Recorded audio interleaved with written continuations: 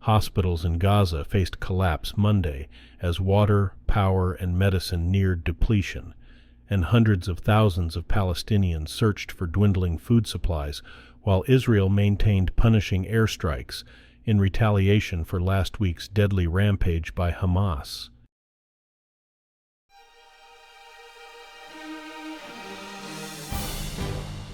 Today is Tuesday, October 17th, 2023, and this is the Dunkley Report. Hospitals in Gaza faced collapse Monday as water, power, and medicine neared depletion, and hundreds of thousands of Palestinians searched for dwindling food supplies, while Israel maintained punishing airstrikes in retaliation for last week's deadly rampage by Hamas. Thousands of patients' lives were at risk, UN officials said, and mediators struggled for a ceasefire to let in aid waiting at the Egyptian border. All eyes were on the Rafah crossing between Gaza and Egypt, where trucks carrying aid have waited for days, unable to pass through. As Israel prepared a likely ground offensive into Gaza, fears rose over the conflict spreading along Israel's border with Lebanon. The Israeli public is in a state of shock and grief, a week after Hamas militants launched an unprecedented attack on Israel, killing scores of people in border communities and kidnapping roughly 150 civilians. As families grieve the dead and agonize over the missing, many also pledge allegiance to the war effort, falling in line behind a government vowing total war on the Gaza Strip.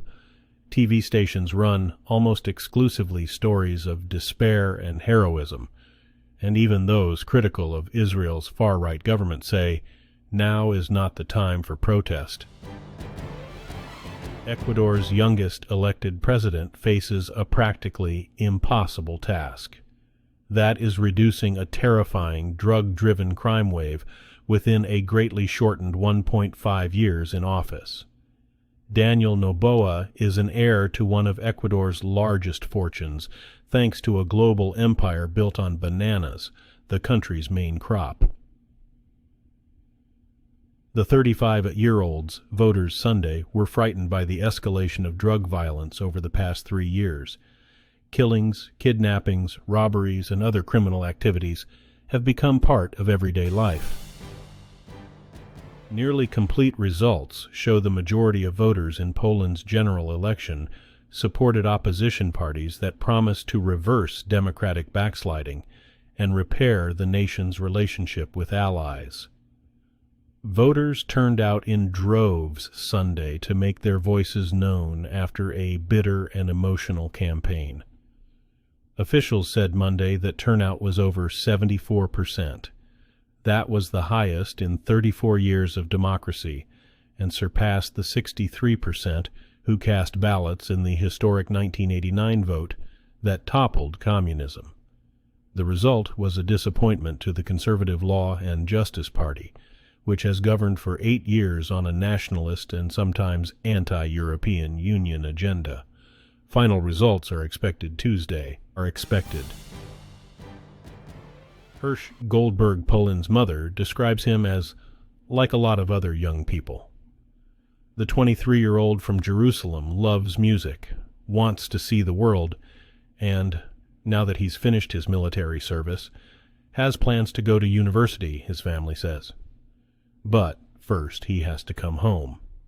Hirsch was last seen when Hamas militants loaded him into the back of a pickup truck with other hostages abducted from a music festival in the western Negev desert on October 7th. Eyewitnesses said he had lost part of an arm in the attack, which killed at least 260 festival-goers. Ukrainian officials say a days-long attempt by Russian forces to storm a strategically important city in eastern Ukraine appears to be running out of steam. The Ukrainian General Staff said Monday that Ukrainian forces repelled 15 Russian attacks from 4 directions on Avdiivka over the previous 24 hours. That compared with what another official were up to 60 attacks a day in the middle of last week, suggesting the Russian push was weakening. A Washington-based think tank broadly concurred with that assessment. As the Kremlin's war entered its 600th day, and with the looming onset of winter that will limit military operations, both sides have been seeking battlefield breakthroughs that could invigorate their efforts and raise morale.